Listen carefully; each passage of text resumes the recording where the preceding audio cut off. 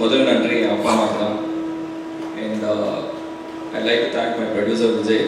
நான் first I went told Vijay இந்த மாதிரி ஒரு ஸ்கிரிப்ட் இருக்குது, ரம்ன்ற ஒரு படம் சாய் டைரக்டர் பண்ணலாம்னு சொல்லும்போது இனிஷியலி கொஞ்சம் ரெஸ்டெண்ட்டாக இருந்தார். ஏன்னா ஒரு புது ஹீரோக்கு இது ஒரு பெரிய பட்ஜெட் படம் தான், இது ஒரு சின்ன படமே கிடையாது, இது ஒரு பெரிய படம் தான்.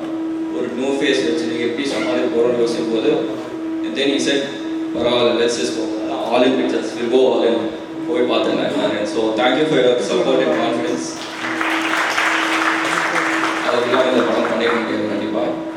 அண்ட் அனி பற்றி எல்லாருமே நிறையா பேசிட்டாங்க, பட் அனிக்கு பின்னாடி நிறைய பேர் இருக்காங்க. இந்த ஆல்பம்க்கான காரணம் நிறைய பேர். I'd like to thank Vinay, Shashank, Ananthu, Sony Music, because நிறையா கஷ்டப்படுறாங்க, நிறையா உழைப்பு இருக்குது இந்த ஆல்பமில்.